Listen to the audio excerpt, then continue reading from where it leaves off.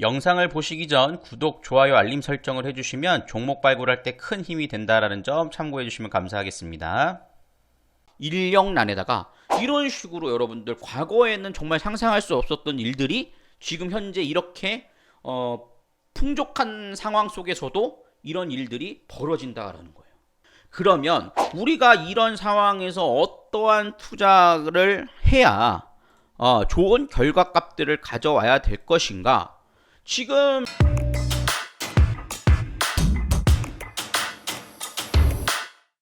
자, 일단은 금양은 그렇게 한번 보시고 지금 수급들 잘 들어오고 있으니까 종가가 어디서 끝나는지 한번 좀 지켜보겠습니다. 오늘 양봉으로 좀 끝나준다라면 땡큐일 것 같아요. 그런 흐름들이 나타나주는지 한번 살펴보고 우선 아래 꼬리를 달아줬다라는 것 자체만으로도 밑에 바닥권의 힘, 저점에서 탄력이 들어오고 있다라는 것을 볼 수 있겠습니다. 그래서 오늘 딱 거래량 줄었다가 다음날 이렇게 튀어오르는 흐름들이 나타나주는지 한번 좀 기대를 해보겠고요.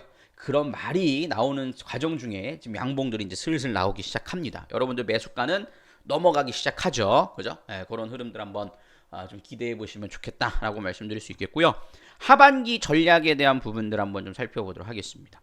여러분들 어저께 제가 우리 회원님들하고 봤던 기사 중에 하나를 같이 보면서 좀 공부를 해볼 필요가 있지 않을까라는 생각이 좀 드는 부분들이 있는데요. 전력 공급 대란이라는 거예요. 최근에 중국이 막 정전이 되고 막 이랬잖아요. 왜 전 세계적으로 에너지 대란이 발생하는가? 사실 지금 우리나라 전 세계적으로 막 못 살아가지고 막 그런 시기도 아니고 왜 갑자기 전기가 부족하다는 게 말이 되냐? 불과 10년 전, 20년 전만 해도 전기가 부족하다는 얘기는 별로 없었는데 왜 갑자기 이런 21세기에 2021년도에 22년을 바라보는 그 시기에 왜 갑자기 이런 대란이 나타나 주는가에 대한 부분들 한번 고민해 본 적 없으세요? 이게 왜 그러냐면 코로나 이후에 경제 회복에 에너지 수요가 일단 급등했다. 그죠? 코로나 때 올 스톱 됐던 부분들이 스톱돼서 정상화된 부분들도 있지만 보복 소비나 그 다음에 갑작스럽게 물동량이 증가하면서 경제가 좋아졌잖아요. 그죠? 그러면서 경제 회복으로 인해서 에너지 사용 수요가 증가하게 되는 거예요. 그죠? 그런데 그 사용 증가가 나타나주면 거기에 맞춰서 에너지들을 공급해주는 역할들을 계속 해줘야 되는데 여기서 문제가 되는 게 뭐냐면 탄소 배출권에 대한 부분들입니다. 지금 전 세계 지구가 아파요라는 우리 포스터들은 제가 어렸을 때도 그죠? 환경 포스터 해가지고 우리 지구가 아파요 해가지고 공장에 굴뚝 꾸리고 막 이런 포스터들 많이 그렸었거든요. 여러분들도 아마 그리셨을 거예요. 저 이렇게 포스터 그리기 대회 하잖아요. 그래서 우리 지구가 아파요. 이렇게 아파요 쓰고 그죠? 지구가 울고 있는 모습도 이렇게 하고 공장 모양 이렇게 여러분 이거 안 해보셨어요? 이렇게 그죠? 그래가지고 여기서 막 굴뚝굴뚝 해가지고 막 콜록콜록 하고 막 이런 그림 그리는 거 했었잖아요. 포스터 정말 지겹도록 했네. 그죠? 지금 생각나는데 저걸 왜 이렇게 시켰나 몰라요. 지금 막 손가락이 부러질 정도로 크레파스를 치라고 그랬잖아요. 그죠? 어쨌든 그 당시에도 과거에도 옛날에도 지구에 대한 아파요에 대한 뉴스들은 계속 나왔어요. 그러니까 탄소 배출에 대한 부분들을 이제 줄여야 된다라는 것이 이제 전 세계적으로 탄소 배출권이라는 거에 의해서 컨트롤이 되기 시작하는 거예요. 사실 어떻게 보면 나쁜 거예요. 뭐 미국이나 뭐 이런 나라들은 과거에 환경에 관심 없을 때 전부 생산 다 해가지고 성장을 다 하고 난 다음 유럽 같은 경우 이제 와서 탄소 배출권 제한한다? 그러니까 이제 성장하는 뭐 신흥 도상국 같은 경우는 왜 너네만 우리만 못하게 이렇게 될 수는 있지만 어쨌든 전체적인 분위기가 이제는 환경을 생각해야 된다라는 걸 하다 보니까 화석연료에 대한 투자가 줄어들면서 공급이 떨어지기 시작하는 거예요. 그러면서 신재생에너지에 투자가 이루어졌죠. 근데 여기다가 엎친 데 덮친 격으로 중요한 게 뭐냐면 WTI의 국제유가의 흐름들을 보면요. 2020년도 이후에 지속적으로 원유 생산량이 증가하는 모습들을, 그러니까 가격이 올라가는 모습들을 보실 수 있습니다. 그래서 오늘 우리나라 정부에서 어떤 얘기가 나왔냐면 유류세 인하를 한다라는 소식들이 나왔어요. 왜냐면은 휘발유가 1,800원을 찍었대요. 너무 비싸졌죠. 그러니까 유류세 인하를 해야 되는 거 아니냐라는 얘기들이 나오기 시작했습니다. 근데 이게 왜 이런 현상을 보여주냐면 과거에는 요 코로나 이전의 흐름들을 보시면 여러분들 이런 흐름들이 나타나주고 있어요. 이게 국제유가가요. 예전에는 100불이 넘었습니다. 여러분들. 네? 알고 계세요? 100불이 넘었어요. 120불 막 이렇게 갔었어요. 근데 지금 82불 이제 올라온 건데 한때는 마이너스의 거래가 됐어요. 어제 제가 우리 회원님들한테 말씀드렸죠. 이 마이너스 거래가 왜 이루어졌는가? 이 역사적인 보시면 저가가 마이너스 40달러예요. 마이너스 40달러. 그죠? 보이세요? 296% 마이너스예요. 그럼 왜 이런 현상이 나타나주냐면 선물 이 원유 선물을요. 미국의 월스트리트의 이 투자자들이 거래를 한단 말이에요. 근데 서로 원유 가격을 서로 거래를 하다가 이게 너무 가격이 떨어지잖아요. 그러니까 손절을 못 하다가 이게 만기가 도래해가지고 현물을 떠안아야 되는 상황이 온 거예요. 그러니까 쉽게 말해서 증권사 트레이더인데 증권사 트레이더가 이 원유를 사고 팔고 거래를 하다가 마지막에 폭탄 돌리기가 나한테 온 거죠. 그러니까 실물 원유를 인수를 해야 되는 상황이 오니까 그거 어떻게 인수를 해요? 여러분들 배에 이렇게 정박해 있는 원유를 증권사에서. 그러니까 그냥 내가 돈 줄 테니까 이거 가져가. 이래가지고 떨이를 쳐버린 거예요. 그러다 보니까는 시장이 갑자기 원유가 급락을 했던 현상들이 그때 하루에 나타난 거거든요. 이때. 그러니까 그만큼 원유가 남아돌던 시기죠. 근데 이 원유가 남아돌던 시기에 어떤 일이 벌어졌냐면 이 원유 생산의 매장량이 제일 많은 나라가 미국입니다. 참 미국은 축복받은 나라예요. 근데 미국의 원유 생산 매장량이 알래스카에 묻혀 있는 건 얘네가 아직도 시추하지도 않고 보통 이제 미국의 중부의 내륙의 아마존강이 흐르는 주변으로 습지에 이제 이게 생산이 이루어지는데 이게 뭐냐면 셰일가스예요. 셰일가스. 예. 셰일가스. 이 셰일가스를 생산을 하는데 이 셰일가스는 어떻게 하냐면 이게 뻘에 이게 묻어 있는 게 시커먼 진흙탕 속에 이렇게 묻어 있는 거예요. 그거를 이제 정제를 해야 되는 거예요. 그러다 보니까는 중동에서 이렇게 파이프관을 박아가지고 원유를 빼는 이런 구조와 이게 생산 단가가 다른 거예요. 셰일가스가 훨씬 더 생산 단가가 높습니다. 그러니까 과거에 60불인가요? 48불인가 정확히 기억이 안 나는데 이 가격 이하로 내려오면 셰일가스가 전부 파산한다 이런 얘기가 예전에 트럼프 대통령 때 있었죠. 그래서 실질적으로 한 50개 정도 넘는 회사가 셰일가스 업체들이 전부 파산을 했어요. 왜냐면은 원유가 너무 급락을 하니까 급감을 하니까 그죠? 그러다 보니까는 50개 넘는 기업들이 파산을 해버리는 상황이 벌어진 거예요. 그런데 거기다가 환경 규제로 인해서 석탄 연료를 줄이자라는 캠페인과 지금 셰일가스 업체들의 다 파산을 해가지고 생산에 대한 부분들이 막 늘어나는 시기가 아니에요. 그리고 그거를 대체할 만한 신재생 에너지는 이만큼의 이 생산성을 보여주지 못합니다. 에너지를. 그러니까 지금 코로나로 인해서 위축됐던 경기가 나타났을 때는 이게 문제가 되지 않았는데 지금 경제가 막 살아나고 있는 거예요. 그러니까 갑작스럽게 에너지 사용량이 증가하게 되는 거죠. 증가하게 되니까 어떻게 돼요? 이 기업들이 생산해서 과거에는 판매가 이루어졌던 시기였는데 지금은 이 생산했던 기업들이 전부 파산해 있는 상태고 그죠? 그 다음에 원유 생산을 줄이고 신재생을 늘려가고 있는 추세가 나오다 보니까 이게 에너지 공급이 원활하게 이루어지지 못하고 있는 거예요. 그러니까 국제유가조차도 가격이 천정부지로 튀어오르기 시작하는 겁니다. 참 아이러니하죠, 여러분들? 아이러니하죠? 그러다 보니까는 신재생 에너지에 대한 속도가 빨리 붙어야 된다라는 얘기가 나오기 시작하고 그걸로 인해서 에너지 가격이 오르니까 생산성 단가가 오르지 않겠습니까, 여러분들? 쉽게 말해서 이런 게 공장을 가동을 해야 되는데 기름값이 오르니까 전기세가 비싸지는 거예요.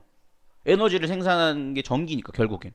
그럼 전기세가 비싸지니까 공장에서 물건 생산하는 비용이 증가하기 마련이죠. 비용이 증가하니까 결국엔 가격이 오르게 돼요. 왜냐면 그 손실을 고스란히 소비자한테 넘겨야 되죠. 그러니까 거기서 물가가 올라버리는 현상이 나타나 주는 거죠. 그러니까 지금 자산 가격의 원유라든가 이런 게 올라가고 있는 거예요. 네, 올라가고 있는 거예요.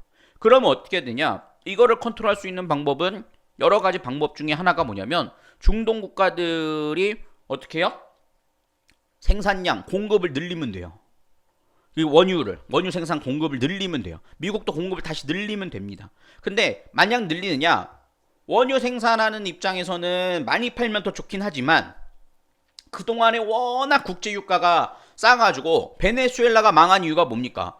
엄청난 복지를 펼쳤어요. 근데 그런 복지를 펼치는데도 불구하고 망하지 않았던 이유는 기름값이 비싸기 때문에, 원유가 비싸기 때문에, 원유 팔아가지고 돈이 남았기 때문에 그만한 복지를 한 거예요. 근데 갑자기 원유값이 폭락을 해버리니까 베네수엘라가 망해버린 거거든요, 여러분들.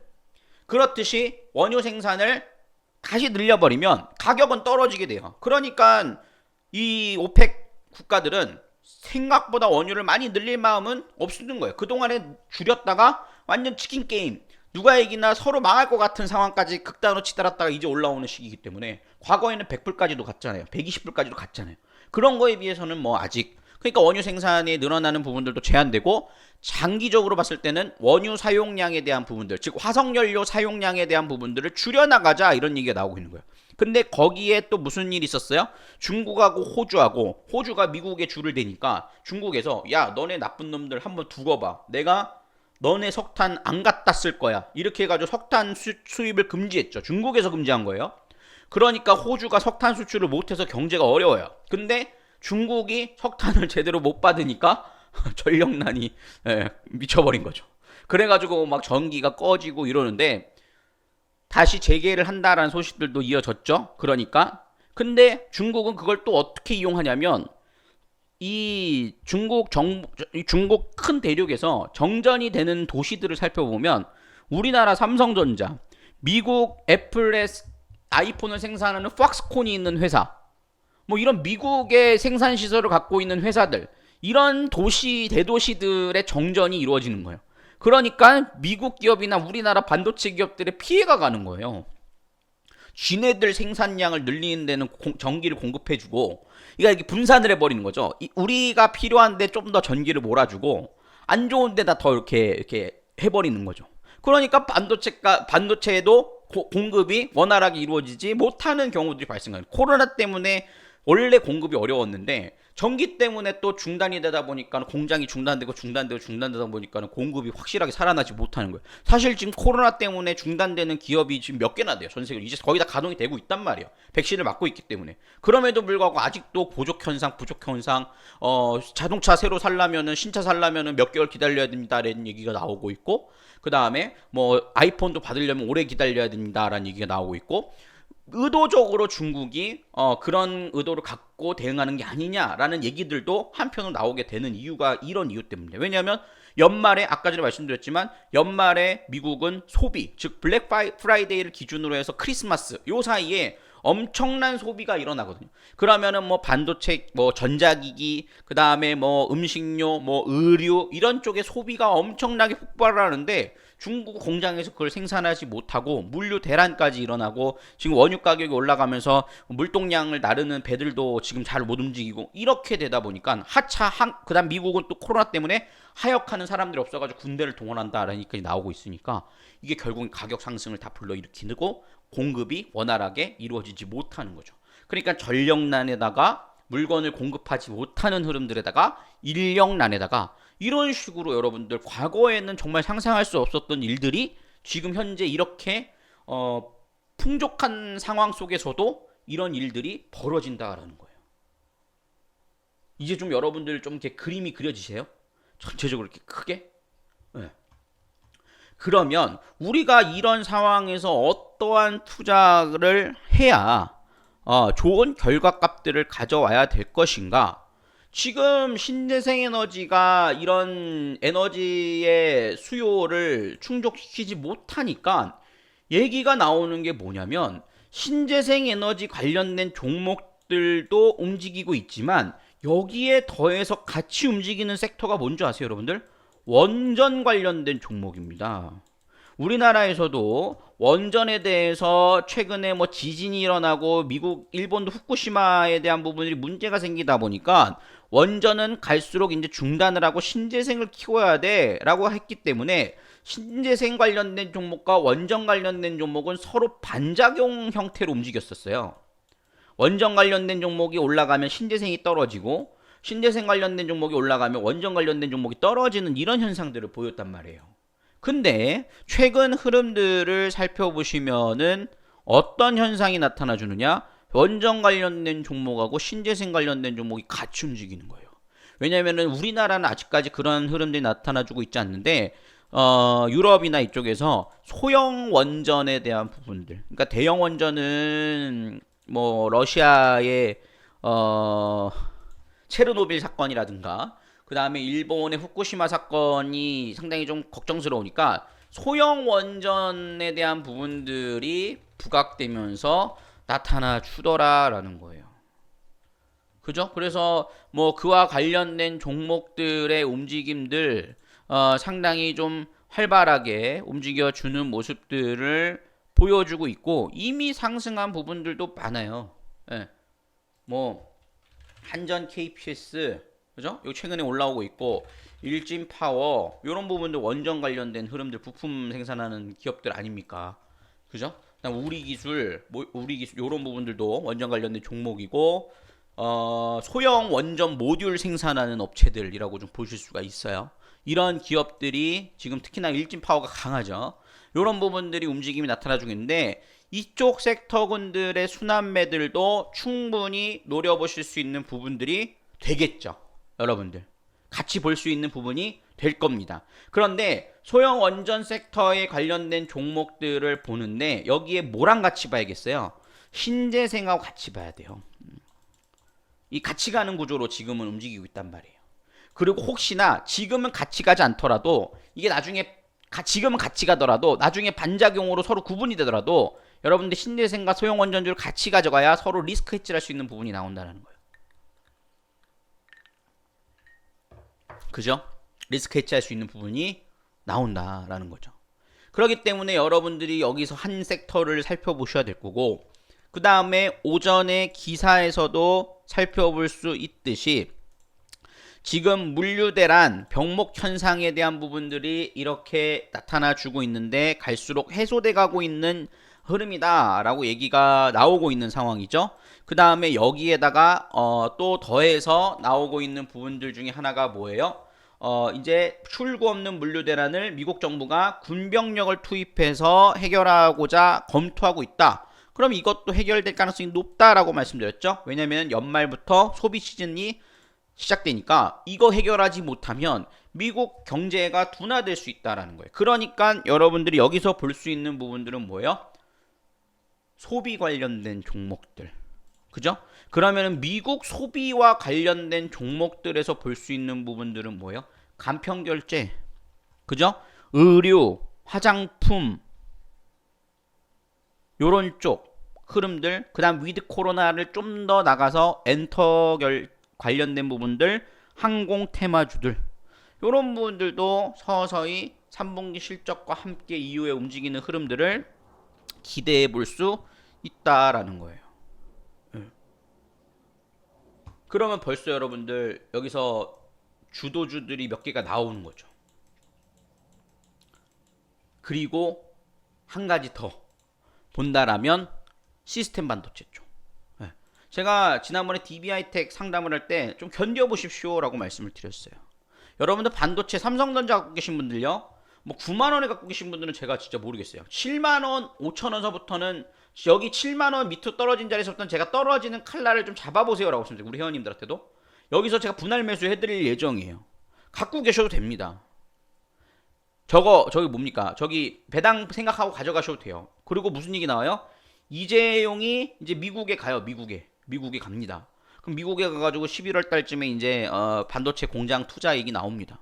그럼 또 분위기는 또 달라질 수 있어요. 디램 가격이 하락하고 있다라는 얘기 나오고 있어서 마진율이 떨어질 거야 라고 하고 있지만 그거는 일시적인 현상이에요. 지금 현재 생산성이 떨어진다고요. 그리고 수요는 여전히 증가하고 있고, 그러니까 디램 가격은 항상 상승과 하락이 반복돼 왔어요. 왜냐면은 디램 가격이 오르니까 생산성을 늘리고 생산량을 늘리니까 가격이 떨어지고 가격이 떨어지면 다시 또 생산을 줄여서 다시 나타나고 이런 게 반복되어 오거든요. 그게 항상. 그러니까 그거를 우려하실 게 아니라 여러분들이 지금 생각해 보셔야 될 것은 뭐예요? 시스템 반도체 투자에 대한 부분들과 미국의 소비 시즌 이런 쪽에 대한 부분들을 중점적으로 살펴보셔야 된다라는 거예요. 네. 우리 기생충에 아들아 너는 다 계획이 있구나 라는 대사가 유명하지 않습니까? 저는 계획이 다 있습니다. 네. 어떻게 봐야 될지에 대한 부분들 여러분들도 이런 계획을 제가 일거수일투족 저희 회원님이라면 알려드리겠지만 만약에 여건이 되지 않아 가입 못하시는 분들도 이런 쪽의 흐름들의 시각을 갖고 살펴보셔야지 그냥 맨 땅에 헤딩하듯이 접근해서는 안 된다라는 거예요. 안 됩니다, 여러분들. 이런 전략을 꼭 갖고 여러분들이 전략적인 선택을 해보셔야 된다라는 것을 꼭 명심하시면서 가져가 보시면 좋을 것 같아요. 그래서 여러분들 자신의 투자 사이클을 체크하자. 꼭 사진 하나 찍어 놓으세요. 성공적인 투자자가 되는 방법. 투자금이 크다고 큰 투자는 아니다. 내가 만약에 투자금이 커가지고 손실을 크게 봤다라고 생각이 드신다라면 여러분들 지금도 늦지 않았어요. 다시 투자금을 줄여서 한 단계 한 단계씩 배워나가면서 수익을 쌓아나갈 수 있는 부분들을 만들어 가셔야 되고요. 시장은 항상 상승하지 않고 상승과 하락이 반복된다는 걸 명심해야 돼요. 그러니까 시장 흐름들을 예측하는 것도 게을리 하셔서는 안 됩니다. 그리고 신용매매 절대 안 되고요. 그 다음 물타기 절대 안 됩니다. 분할 매수와 물타기의 차이를 아셔야 돼요. 내가 이 종목을 1000만 원을 매수하기로 해서 300만 원씩 나눠서 3번을 했다. 그건 분할 매수예요. 1000만 원을 다 매수했는데도 불구하고 종목이 떨어진다고 300만 원을 더 사고 300만 원 더 사고 300만 원 더 사요. 그래서 2000만 원이 됐어요, 나중에. 그거는 물타기입니다, 여러분들. 그런 물타기는 버려버리세요, 여러분들. 버려버리세요. 절대 안 돼요. 반복 매매를 통하거나 분할 매수를 통해서 종목 대응하고 물타기할 돈이 있으면 지금 시장의 주도주를 대응해서 손실을 만회하는 전략도 나쁘지 않다. 이렇게 말씀드리고 싶습니다. 아시겠죠? 그래서 반복매매는 마이너스권에서 반복매매에서 같은 비중을 가지고 주식수를 늘리는 방법이에요. 그건 다음에 또 제가 설명을 좀 드리도록 할 테니까요. 그 점 참고하셔서 꼭 전략적으로 생각해 보시고 이런 전략을 토대로 여러분 리딩이 진행되니까 여러분들 오늘 제가 마지막으로 말씀드리는데 오늘 이 기회 놓치지 마시고 보유주 분석해서 워드로 작성해 드릴 거고 교육해 드릴 거고 카카오톡으로 대응해 드리고 문자 대응도 해 드리고 라이브를 방송을 통해서도 진행을 해 드린다. 그게 한 달에 44만 원, 3개월에 120만 원 진행하니까요. 많은 참여해 보시길 바라겠습니다. 금양이 아주 예쁘게 흐름들이 이어지고 있습니다. 그래서 여러분들 목표가는 여전히 유지, 그죠? 해 보시고 가져가 보실 수 있겠고요. 목표가는 5,660원서부터 5,740원 사이 그 자리의 흐름들이 이어질 수 있을지 한번 좀 살펴보시면서 진행을 해나가 보시고 혹시나 나는 어떻게 대응해야 할지 혼자 못할 것 같아 하시는 분들은 지금도 수익권이시니까요. 여러분들 수익 실현 하셔도 무관합니다. 아시겠죠? 제가 전략은 세워드리겠지만 나 그거 대응하기 혼자 쉽지 않을 것 같아 하시는 분들은 제가 분명히 말씀드렸어요. 정리하셔도 된다라고 말씀을 드렸습니다. 자, 요렇게 좀 정리를 해드리도록 하겠고요. 자, 중요한 얘기를 나눠봤으니까 요 부분들 꼭 명심하시고 궁금한 점은 질문해 주시길 바라겠습니다.